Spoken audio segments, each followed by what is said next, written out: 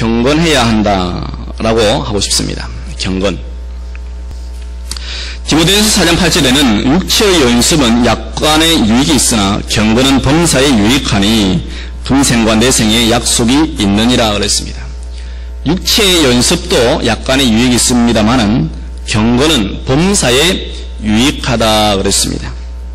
성도가 경건해야 하는 것은 당연합니다. 하나님께서도 경건한 자를 선택하시면서 또한 경건한 자를 사용하십니다. 시편 4편 3절에 보면 여호와께서 자기를 위하여 경건한 자를 택하신 줄 너희가 알지어다. 내가 부를 때에 여호와께서 들으시리로다 그랬습니다. 경건한 자를 택하신 줄을 너희가 알아라. 그렇게 시편 기자는 선포하고 있습니다. 사랑하는 성도 여러분, 하나님께서는 경건한 자를 선택하시고 사용하신다는 사실을 믿으시기를 바랍니다. 성경의 많은 인물들 가운데 우리는 오늘 본문에서 경건한 한 명의 이방인을 만나게 됩니다. 이 사람은 이달리아대의 군대 장관이며 군인이었습니다. 백부장이며 군인이었습니다. 우리도 아마도 군인을 떠올리면 경건함보다는 조금 전투적이고 강인함 이런 것을 떠올리게 되는데 성경은 이 고넬료라고 하는 인물을 경건한 사람이라고 증거하고 있습니다. 우리 1절 말씀만 함께 읽어보겠습니다. 시작. 이달리아대라는 군대 2절까지 그가 경건하여 온 집으로 더불어 하나님을 경외하며 백성을 많이 구제하고 하나님께 항상 기도하더니 아멘. 예. 우리는 1절과 2절 말씀을 중심으로 살펴보는데 고넬료는 성경에서 그를 경건한 사람이다 라고 증거를 하고 있습니다. 하나님께서 만약에 성도님들을 이렇게 어떠한 사람이다 라고 말을 하기를 원하신다면 여러분들은 여러분의 이름 앞에 어떠한 사람이다라고 이름이 붙여지겠습니까? 성경에 많은 사람들마다 믿음의 사람, 또 기도의 사람, 찬양의 사람, 경건한 사람, 예. 하나님과 동행하는 사람, 그죠? 사도, 사람을 낚는 어부, 그렇게 사람들마다 하나님께서 각자의 특징에 맞게 불러주시는데 우리 성도님들은 하나님께서 뭐라고 불러주실 것 같습니까? 우리들도 하나님 앞에 섰을 때에 경건한 사람이라는 증거를 받을 수 있기를 예수님의 이름으로 축원합니다. 그러면 우리가 고넬료는 어떻게 경건하게 살았는지 한번 살펴보고자 합니다. 경건이라고 하는 것은 관념이 아닙니다. 우리가 사랑 그러면은 아주 관념적으로 생각할 때가 있습니다. 사랑한다 라고 할 때 관념적으로 생각하지만 성경은 사랑에 대해서 고린도서 13장에 사랑은 오래 참고 투기하지 아니하며 자랑하지 아니하며 라고 말하면서 사랑은 구체적으로 행동하는 것이다 라고 말하고 있습니다. 경건도 마찬가지입니다. 경건이라고 하는 것은 말을 천천히 하는 것도 아닙니다. 성격이 부드러운 것도 경건한 것이 아닙니다. 경건이라고 하는 것은 행동하는 신앙입니다. 그래서 고넬료는 행동하는 신앙을 쌓아왔는데 첫 번째로 그는 어떠한 삶을 살았느냐? 첫 번째로 온 집으로 더불어 하나님을 경외하였다라고 하는 것입니다. 고넬료의 첫 번째 경건의 모습은 바로 하나님을 경외하는 가정이었다는 겁니다.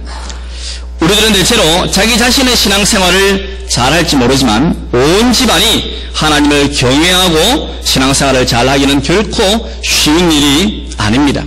어떤 집안에는 한 집에 목사님도 있고 신부님도 있고 스님도 있습니다. 이런 집안은 배지밀 집안입니다. 배지밀은 콩을 가루를 내가지고 만든다는데 이제 웃음이 이제 퍼져가는 것 같습니다. 나이 숨이 가는 것 같은데 한마디로 콩가루 집안이라는 뜻입니다. 그러나 이런 고넬료는 이방인이었음에도 불구하고 온 집으로 더불어 하나님을 경외하는 가문을 만들었습니다. 얼마나 축복된 가정입니까? 이러한 축복의 가문의 비밀이 어디에 있습니까? 출애굽기 20장 6절 말씀은 나를 사랑하고 내 계명을 지키는 자에게는 천대까지 은혜를 베푼다 그랬습니다. 믿으시기를 바랍니다. 예, 하나님을 사랑하고 하나님의 계명을 지키는 자에게는 천대까지 은혜를 베푸신다. 바로 고넬료의 가정이 그런 가정이라 온 집으로 더불어 하나님을 경외하였다. 고넬료는 자기의 가족들뿐만 아니라 자기의 종까지도 경건했다라고 성경은 이야기합니다. 성경의 7절에 보면 마침 말하는 천사가 떠나매 고넬료가 집안 하인 둘과 종졸 가운데 어떤 사람이라고요? 경건한 사람 하나를 불렀어요. 고넬료는 자기의 집안만 경건하였던 것이 아니고 자기 집에 있는 종들까지도 경건하게 생활하도록 만들었다는 것입니다. 사랑하는 성도 여러분, 이 경건의 비밀이 여러분의 가정과 가문에 넘치기를 예수님의 이름으로 축원합니다. 바로 하나님을 사랑하고 하나님의 계명을 지키는 가정이라야 경건한 가정이 될 수가 있는 것입니다. 지난번에도 살펴보았지만 하나님을 경외하는 신앙은 어떻게 나타난다고 말씀드렸습니까? 하나님을 경외하는 신앙은 정직으로 나타난다고 말씀드렸습니다. 하나님을 경외하는 신앙은 정직이라고 그랬습니다. 지금의 세대가 정직하게 살아가는 것을 얼마나 힘들게 만드는 세대입니까? 오히려 정직하게 살면 손해보는 세상 아닙니까? 정직하게 살면 어리석다고 조롱하고 순진하다고 비난하는 세대 아닙니까? 하지만 성도 여러분, 손해를 보고 조롱을 받고 비난을 들어도 성도는 정직하게 하나님을 경외하며 살아야 할 줄로 믿습니다. 왜냐하면 우리가 영원히 살 곳은 이 땅이 아니라 바로 하늘나라 천국이기 때문에 그렇습니다. 이 땅에 그들과 세상 사람들과 눈높이를 같이 하고 그들과 어깨를 나란히 하면서 그들의 삶의 방식을 쫓아간다면 우리는 영원한 천국을 바라보는 자가 아니라 이 땅에 안주하고 이 땅에 정착할 것처럼 살아가는 인생이 되고 말 것입니다. 왜 하나님께서 아브라함에게 너는 너의 본토 지척 집을 떠나 내가 너에게 지시할 땅으로 가라라고 말씀하셨습니까? 하나님께서는 익숙한 곳을 떠나라고 말씀하십니다. 뭔가 하루하루 하나님을 의지하지 않으면 살아갈 수 없는 그러한 삶을 살아라고 우리에게 말씀하십니다. 그래서 골로새서 3장 1절 2절 말씀에 그러므로 너희가 그리스도와 함께 다시 살리심을 받았으면 위의 것을 찾으라. 거기는 그리스도께서 하나님을 비난하여 계시느니라. 위의 것을 생각하고 땅의 것을 생각지 말라 그랬습니다. 우리가 이 땅을 살아가면서 땅에 있는 사람들이 조롱하고 비난하고 조수하고 손가락질한다 할지라도 땅의 것을 생각하지 말고 위의 것을 생각해라. 하나님께서 나를 얼마나 기뻐하실지, 나를 얼마나 칭찬하실지, 나에게 상급과 멸관이 얼마나 위대하게 준비되어 있을지 위의 것을 생각하라. 하늘을 생각하라. 이러한 생각이 변화되기를 예수님의 이름으로 축원합니다. 성도는 땅에서 사는 존재이지만 위의 것을 찾고 하늘을 바라보고 사는 자가 되어야 됩니다. 예레미야가 시위대들에 갇혀 있을 때에 세상적으로 보면은 그에게는 아무런 소망도 희망도 아무런 광명도 없습니다. 그는 시위대들에 갇혀서 앞, 뒤, 좌우, 사방, 팔방이 막혀버렸습니다. 도저히 그는 살아나갈 수가 없는 상황입니다. 그때에 하나님께서 다시 예레미야에게 임하여 가라사대, 말씀하여 가라사대라고 말씀하십니다. 너는 내게 부르짖으라. 내가 너에게 응답하겠고 내가 알지 못하는 크고 비밀한 일을 내게 보이리라. 사랑하는 성도 여러분, 우리가 육체적으로는 갇혀있지 않다 할지라도 우리는 이 세상에 우리를 얼마나 가두면서 살아가는지 모릅니다. 우리의 신앙생활을 하기에 얼마나 점점 더 힘들고 어렵게 내가 좀 더 경건하게 살아가며 하나님을 경외하면서 살아가는 이 신앙생활을 하기를 원하는데 세상은 점점 더 나를 감옥과 같이 올가맬 때가 있습니다. 그때 하나님께서 뭐라고 말씀하십니까? 너는 내게 부르짖으라. 내가 너에게 응답하겠다. 믿으시기를 바랍니다. 이러면 세상의 감옥과 같이 우리에게 에워싸고 둘러싼다 할지라도 하늘만은 열려있다는 사실을 믿고 하늘을 바라보고 위의 것을 생각하고 부르짖음으로 말미암아 응답받는 저와 여러분들 축복받는 인생 되기를 예수님의 이름으로 축복합니다. 이 땅 위에서 사는 삶은 잠시입니다. 성경은 우리 인생이 잠시 보이다가 없어지는 안개와 같고 아침에 피었다가 없어지는 꽃과도 같다고 말하고 있습니다. 사람들 앞에서 잘 보이려고 하지 말고 하나님 앞에서 인정받으시기를 바랍니다. 하나님께서는 욥을 사탄 앞에서도 칭찬하셨습니다. 인정받는 욥이었습니다. 욥은 하나님께서 유의하여 본 사람입니다. 하나님께서 수많은 성경의 물 가운데 유의하여 보았다라고 하는 인물은 욥 한 사람밖에 없습니다. 여러분, 그 수많은 위대한 인물들 가운데 아브라함도 있고 모세도 있고 여호수아도 솔로몬 다윗도 있고 다니엘도 있고 이사야 예레미야도 있지만 하나님께서 유의하여 본 사람은 욥이 유일한 사람입니다. 욥기 1장 8절에 여호와께서 사단에게 이르시되 내가 네 종 욥을 유의하여 보았느냐. 그와 같이 순전하고 정직하여 하나님을 경외하며 악에서 떠난 자가 세상에 없느니라 그랬습니다. 하나님을 경외하는 삶은 악에서 떠난 자입니다. 여러분, 우리는 결코 악에 머물러 있으면서 우리는 악을 이길 수 있는 존재가 아니라는 사실을 알아야 합니다. 성경 우리가 악에서 떠나라고 합니다. 환난을 벗어나라고 이야기합니다. 시험에 들어가지 아니하도록 기도하라고 성경 우리에게 말씀해 주셨습니다. 사랑하는 성도 여러분, 우리는 악에서부터 떠날 때에 하나님을 경외하는 삶을 산다는 사실을 믿으시기를 바랍니다. 내 주위에 악의 요소가 없는지 한번 살펴보셔야 합니다. 찾아야 합니다. 너무나도 나의 인생과 함께 살아왔기 때문에 이 악이 눈에 안 보일 때가 있습니다. 네. 신발 안에 모래가 있으면 처음에는 이게 얼끄럽고 나의 발가락을 아프게 합니다. 그러나 그것이 오래 신발 안에서 맴돌다가 나중에는 내 발에 티눈을 만듭니다. 내 발을 딱딱하게 만들어버립니다. 그러면 그게 모래가 있든지 없든지 상관없습니다. 아무렇지도 않게 생각합니다. 그것이 바로 악과 함께 살아오는 삶의 특징입니다. 사랑하는 성도 여러분, 하나님을 경외하는 신앙생활을 하기를 원한다면 우리의 삶의 현장 가운데서 악의 요소를 제거할 수 있는 은혜가 있기를 주님의 이름으로 축원합니다. 악에서 떠나야 한다는 거예요. 고넬료와 같이 욥과 같이 하나님의 관심과 유의하여 보심에 우리 모든 성도들도 동일한 은혜가 있기를 바랍니다. 두 번째로 고넬료의 경건 생활은 무엇입니까? 백성을 많이 구제하였다 그랬습니다. 여기서 많이라고 하는 단어는, 여러분 성경에서 많이라고 하는 단어는 항상 비슷한 단어가 뭐냐면 항상이라는 뜻입니다. 항상, 매일 그 말입니다. 한꺼번에 많은 구제의 양을 이야기하는 것이 아니고 타임을 이야기하는 것입니다. 여러 번 계속해서 항상을 이야기하는 것입니다.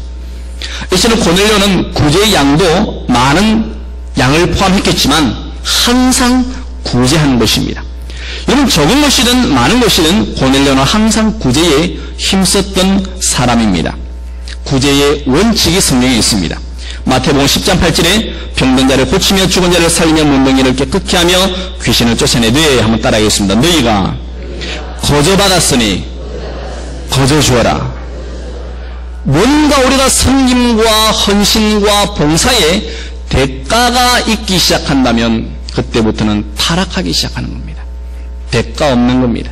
거저받았으니 거저주는 것입니다. 이러한 구제가 있기를 바랍니다. 주님께서는 여러분들에게 거저주셨습니다. 여러분들에게 뭔가 대가를 받으신 게 있습니까?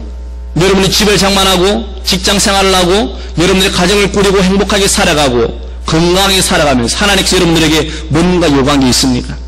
돈을 달라고 그러셨습니까? 여러분 뭘 달라고 그러셨습니까? 주님께서는 여러분들에게 거저 주셨으니 거저 섬길 수 있는 은혜가 있기를 바랍니다.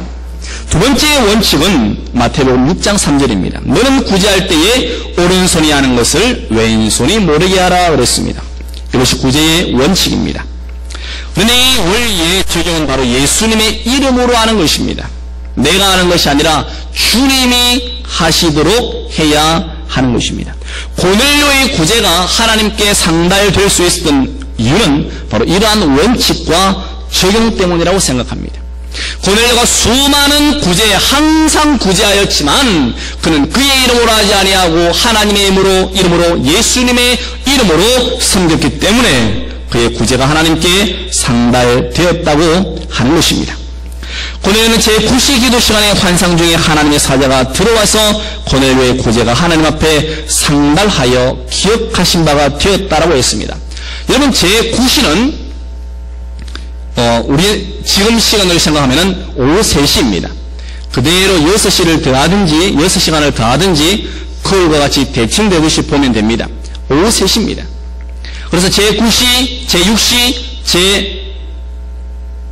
제9시, 제3시, 6시, 9시 이렇게 해서 9시, 12시, 오후 3시 이렇게 하고 3번이 기도의 시간이었습니다. 이런 오후 3시는 결코 군인이 한가한 시간이 아닐 것입니다. 그리고 많이 피곤한 시간일 것입니다. 그럼에도 불구하고 고넬료는 기도하였습니다. 그런데 고넬료에게 주의 천사가 나타났을 때에 고넬료가 하는 대답이 참 의미가 있습니다. 4절 말씀 한번 보시겠습니다. 같이 읽습니다. 시작. 고넬료가 주목하여 보고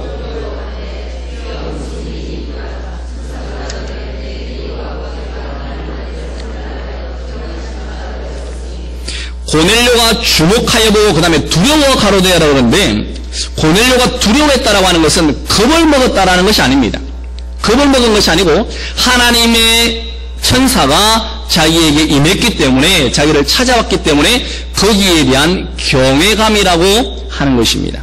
그런데 고넬료가 뭐라고 하느냐? 주여, 무슨 일입니까? 라고 합니다. 저는 이 말을 묵상해 볼 때에 고넬료는 이번이 하나님의 사자를 만난 것이 처음이 아니라고 생각합니다. 그래서 기도할 때 항상은 아니었겠지만 가끔은 하나님의 사자가 고넬료에게 나타나서 고넬료에게 지시하고 고넬료에게 말씀하고 고넬료에게 가르쳤을 거라고 생각합니다. 그러니까 이제 제9시 기도 시간에 주의 하나님의 사자가 들어왔을 때에 고넬료가 주목하여 보고 있을 때에 주여 무슨 일입니까? 항상 준비되어져 있습니다. 무엇을 시키든지 내가 준비되어 있습니다 라는 고백이라고 생각합니다. 사랑하는 성도 여러분, 하나님께서 여러분들에게 말씀하시고 뭔가를 지시하고 시키실 때에, 명령하실 때에 여러분들은 준비되어져 있습니까? 우리는 항상 준비되어져 있어야 합니다. 그래서 언제든지 주님 말씀하시면 내가 나아가겠습니다, 내가 멈추겠습니다, 내가 오른편의 그물을 내리겠습니다, 깊은 데로 가겠습니다 라고 하는 준비된 신앙생활이 되시기를 바랍니다. 이렇게 하나님께서 고넬료에게 하나님의 사자를 보내어서 나타났을 때에 고넬료의 구제가 구체적으로 무엇인지는 잘 나타나고 있지는 않습니다. 그러나 하나님 앞에 상달되었을 뿐만 아니라 그것이 기억하신 바가 되었다는 것입니까? 얼마나 놀라운 경건의 삶입니까? 여러분, 경건의 모양만을 가지고 있는 것을 주님은 책망하십니다. 경건은 모양이 아니라 능력을 소유하고 있어야 합니다. 디모데후서 3장 5절에 경건의 모양은 있으나 경건의 능력은 부인하는 자니 이 같은 자들에게서 내가 돌아서라 라고 말씀하십니다. 경건의 모양이 아니라 경건의 능력을 추구하고 경건의 능력 있는 삶을 살 수 있기를 바랍니다. 한 번을 구제해도 하나님께서 기억하실 만한 구제를 한번 해보시지 않겠습니까? 예수님께서 5,000명을 먹이실 때에 한 아이를 기억하십니까? 이 아이는 보리떡 5개와 물고기 2마리를 예수님께 드렸습니다. 이것은 이 아이의 식사입니다. 이 아이의 전부입니다. 그러나 이것이 드려질 때에 하나님의 역사와 기적을 체험하게 되는 것입니다. 사랑하는 성도 여러분, 내가 가지고 있는 것이 비록 작은 것이라 할지라도 이것이 하나님께 드려져서 하나님의 역사와 하나님의 기적이, 하나님의 능력이 나타나는 도구가 될 수 있기를 예수님의 이름으로 축원합니다. 여러분의 구제의 양이 있는 것이 아닙니다. 예수님은 지극히 작은 소자에게 냉수 한 그릇을 대접한 것도 기억하신다 그랬습니다. 냉수 한 그릇. 여러분, 냉수 한 그릇, 요즘은 물값이 있어가지고 물도 그렇게 사 먹어야 되는 시대지만 냉수 결코 그렇게 비싼 것도 아니고 어려운 것도 아닙니다. 지극히 작은 소자, 어린 아이에게라도 그 냉수 한 그릇을 주님의 이름으로 대접하면 주님께서 기억하신다고 하는 것입니다. 여러분, 주위에 많은 어린아이들이 있을 것입니다. 그 아이에게 사탕을 안아주고 용돈을 조금 주고 그 아이를 챙겨주고 옷도 한번 털어주고 물도 한번 쓰다듬어주고 축복해주는 것, 주님의 이름으로 하는 것, 주님께서 기억하신다라는 사실입니다. 우리의 구제가 의미 있는 구제가 되어지기 위해서 늘 경건한 삶을 사시기를 바랍니다. 세 번째, 고넬료의 경건은 하나님께 항상 기도하는 삶이었습니다. 신앙생활의 연속은 기도의 연속이라고 해도 과언이 아닐 것입니다. 기도가 멈추면 인생도 멈추는 것입니다. 저 영도에 가면 8영도 교회가 있습니다. 제8영도 교회. 화장실에 가면은 아주 끔찍한 말이 적혀 있습니다. 화장실에서 볼일을 보다가도 막 정신이 바짝 듭니다. 무슨 말이 있느냐? 딱 눈높이에 있습니다. 이렇게 다. 새벽기도 끝나는 날 내 인생도 끝난다. 이렇게 적어놨습니다. 볼일을 못 봅니다. 겁이 나가지고. 새벽기도 끝나는 날 내 인생도 끝난다. 어쨌든 우리는 기도의 연속이라는 사실입니다. 기도는 아무리 강조해도 과한 것이 결코 아닙니다. 아마 목사님들의 설교 중에 제일 많은 설교가 기도에 대한 설교일 것이고, 성도들이 평생 들은 제일 많은 설교 가운데 하나가 바로 기도에 대한 설교일 것입니다. 그러나 문제는 기도에 대한 설교를 아무리 많이 하는 것도 아니고 듣는 것도 아닙니다. 더 중요한 것은 기도를 하는 것입니다. 응답을 받는 것입니다. 고넬료는 응답받는 기도를 한 사람입니다. 기도가 하나님께 상달되고 하나님께서는 기억하셨습니다. 기도에 대한 많은 이론과 성경 구절들이 있지만 중요한 것은 하는 것입니다. 고아들의 아버지라고 하는 조지 뮬러가 있습니다. 이 사람은 그의 생전에 5만 번의 기도의 응답을 받은 사람입니다. 여러분, 5만 번 이상의 기도의 응답을 받으려면 최소한 10만 번은 기도했을 것이라고 생각합니다. 두 기도 가운데 한 번은 응답 안 받겠습니다. 사랑하는 성도 여러분, 여러분도 기도 응답에 대한 욕심이 있기를 바랍니다. 우리는 기도만 하는 것이 아니라 기도를 통한 응답이 우리에게 반드시 이루어져야 합니다. 항상 기도할 수 있었던 동력이 고넬료에게는 무엇이었을까요? 고넬료가 항상 하나님께 기도하였다고 했는데 그는 이방인이었음에도 불구하고 백부장이었음에도 불구하고 그는 항상 기도하였는데 그는 그런 힘이 어디에서 나느냐는 것입니다. 여러분, 우리가 신앙생활 하다 보면 기도를 열심히 하는 때가 있고 또 기도를 멈춘 때가 있습니다. 다시 회복하려고 하면 힘들지요. 그런데 고넬료는 항상 기도한 사람입니다. 그 힘이 어디에 있느냐? 그것은 바로 하나님에 대한 신뢰와 믿음이 있었기 때문입니다. 하나님은 기도에 응답하시며 기도에 귀를 기울이시는 분이십니다. 시편 94편 9절 말씀에 귀를 씌우신 자가 듣지 아니하시랴, 눈을 만드신 자가 보지 아니하시랴 그랬습니다. 여러분들이 귀가 있습니다. 이 귀를 만져보신다면 귀를 창조하신 자가 듣지 않겠습니까? 눈을 만드신 자가 보지 않겠느냐라고 하는 것입니다. 하나님은 반드시 우리들의 기도에 응답하실 것입니다. 예레미야 33장 3절 말씀에 우리는 잘 알고 있는 말씀입니다. 너는 내게 부르짖으라, 내가 내게 응답하겠고 내가 알지 못하는 크고 비밀한 일을 내게 보이리라. 기도에 대한 수많은 약속의 말씀이 있습니다. 수많은 우리에게 주는 명령이 있습니다. 이 말씀들 가운데 우리가 붙잡고 믿고 취하여서 기도하여 응답받을 수 있기를 바랍니다. 고넬료의 경건의 삶은 기도의 삶이었습니다. 기도하지 않으면 경건한 삶을 살 수가 없습니다. 모양은 낼 수 있을지 모르지만 기도하지 아니하면 경건의 능력은 없다는 말입니다. 기도는 응답만 받는 것이 목적이 아닙니다. 기도는 하나님과의 대화이기도 합니다. 기도를 통하여서 나를 볼 수 있고 기도를 통하여서 세상을 볼 수가 있습니다. 기도는 가장 인간적인 것이지만 동시에 가장 영적인 것입니다. 기도만이 하늘과 땅을 연결할 수 있는 유일한 통로라는 사실입니다. 성도의 기도는 향연이라고 합니다.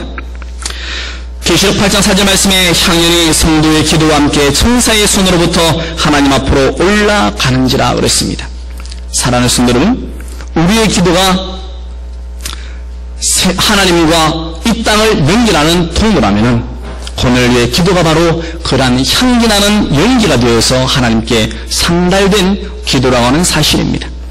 우리들의 기도도 자신의 욕망과 욕심에 찬 기도가 아니라 향기나는 기도가 될 수 있기를 주님의 이름으로 축원합니다. 내 욕심, 내 아집, 내 고집, 내 욕망에 찬 기도가 아니라 하나님께서 맡으실 때의 향기로운 예수 그리스도의 보혈이 있고 주님의 공로가 있고 하나님의 말씀이 있는 그런 향기로운 기도의 상달자들이 되시기를 바랍니다. 마지막으로 고넬료의 경건 생활은 즉각적인 순종으로 경건하게 살았습니다. 바로 즉각적인 순종이 경건의 삶의 모습입니다. 고넬료의 기도에 하나님의 사자의 방문을 받았습니다. 고넬료가 기도할 때에 그 천사가 지시했습니다. 5절 말씀에 내가 지금 사람들을 욥바에 보내어 베드로라는 시몬을 청하라. 욥바에 있는 베드로를 청하여 오라는 것입니다. 여러분, 성경을 이렇게 앞뒤 9장과 연결해서 볼 때에 이 고넬료와 베드로는 만난 적이 없는 사람입니다. 만난 적이 없어요. 왜냐하면 베드로는 이방으로 나가지 않았습니다. 하나님께서는 유대인의 그릇으로 이 베드로를 부르셨기 때문에, 그리고 예루살렘 교회가 핍박을 받을 때 성도들은 흩어졌지만 사도들은 예루살렘에 남았다고 그랬습니다. 그리고 사도 바울이 변화되었을 때에도 예루살렘으로 올라와서 베드로를 만났다고 그랬습니다. 베드로의 소문을 들었을지는 모르지만 베드로를 만난 적은 없습니다. 그러한 베드로를 청하여 오라라고 말할 때에 이 지시를 받은 고넬료는 즉각적으로 순종합니다. 7절 8절 말씀을 보시면 마침 말하던 천사가 떠나매 고넬료가 집안 라인들과 종들 가운데 경건한 사람 하나를 불러 이 일을 다 구하고 엿바로 보내니라. 이 마침이라는 단어가 바로 고넬료의 행동의 즉각적인 순종을 의미하는 것입니다. 계산하지 않고 따지지도 않고 묻지도 않는 순종이라고 하는 것입니다. 고넬료는 그렇게 살았습니다.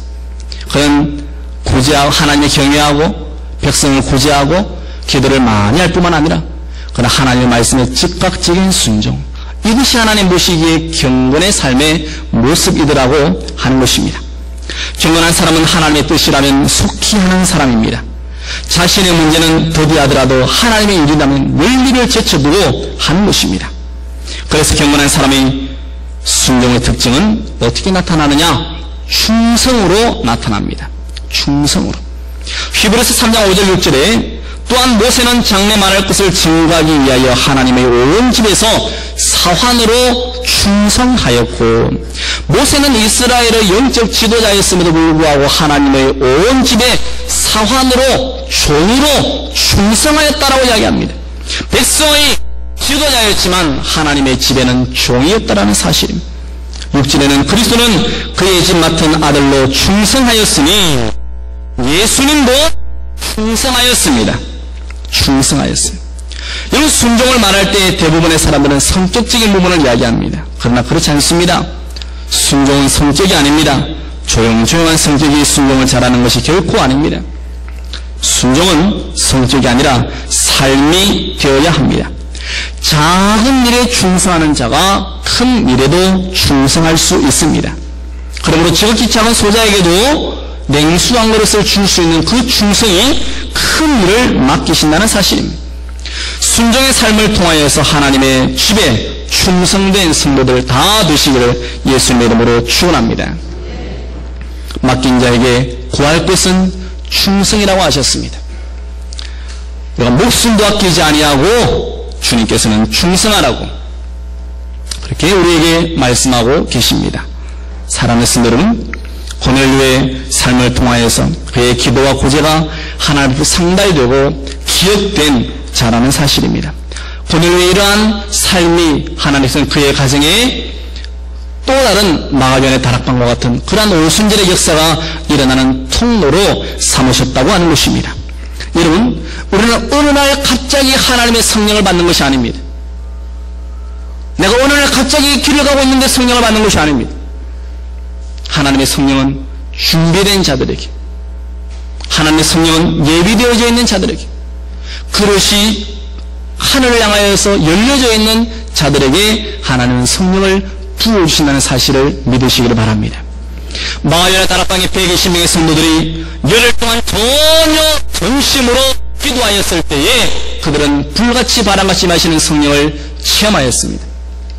그러한 성령의 체험은 바로 그들이 열흘 동안 기도를 통하여서 회개도 하였을 것이고 간구도 하였을 것이고 그들이 약속을 붙잡았을 것입니다. 그렇게 하나님께 기도하였을 때에 그들의 기도의 그릇이 커지면서 하나님의 성령을 받을 수가 있었다라는 사실입니다. 고넬료는 이렇게 이러한 삶을 살았기 때문에 그냥 하나님께 이방인 가운데 한 명을 택하신 것이 아니라 기도하는 사람, 경건하게 사는 사람, 하나님을 긍지하고 항상 하나님께 순종하는 이 이방인 고넬료를 택하셔서 그의 가정에 성령을 부어주시고 이방인에게 성령이 퍼져나가는 통로로 삼으셨다는 사실입니다. 사랑하는 성도 여러분, 우리는 축복의 통로로서는 많은 갈망이 있습니다. 내가 축복의 통로가 되기를 원합니다. 여러분의 가문이 축복의 통로가 될 수 있습니다. 그러나 하나님께서 우리에게 축복보다도 더 큰 하나님의 성령의 통로가 되기를 우리에게 원하신다는 사실을 기억하시기를 바랍니다. 여러분, 성령의 전달자입니까? 아니면 성령을 방해하고 가로막고 있습니까? 고넬료는 성령을 통과시키는 사람이었습니다. 성령을 소멸치 아니하고 성령을 근심시키지 아니하고 성령의 통로가 되어서 이방인의 성령이 흘러가는 아름다운 역사를 기록한 사람이라고 하는 사실입니다. 사랑하는 성도 여러분, 여러분의 가정은, 여러분의 가문은 하나님께 무엇으로 기억되기를 원합니까? 제가 말라기에 기념책이 있다고 말씀을 드렸습니다. 하나님 나라에는 세 가지 책이 있습니다. 생명책이 있습니다. 행위록이 있습니다. 기념책이 있습니다. 이 기념책에 하나님께서 기억하실 만한 하나님을 경외하고 올롭게 사는 자들의 이름이 기록되어질 것인데, 여러분의 가문, 여러분의 가정은 과연 하나님의 기념책에 어떤 내용으로 기록되어지겠습니까? 그냥 살다가 가도 천국 갈 수 있습니다. 그러나 하나님 나라에서 상급과 멸류관의 주인공이 되고 하나님 나라의 기념책에 기념될 만한 신앙의 간증을 남길 수 있는 은혜가 있기를 예수님의 이름으로 축원합니다. 말씀을 맺습니다. 고넬료의 경건 생활을 통하여서 우리들은 교훈을 삼아야 합니다. 고넬료의 경건은 하나님을 경외하는 것, 많은 구제를 하는 것, 항상 기도하는 것, 마지막으로 충성된 순종하는 종이었습니다. 우리 모든 성도님들의 삶에도 이러한 경건의 삶을 통하여서 하나님의 기쁨과 사랑이 되시기를 예수님의 이름으로 축원합니다.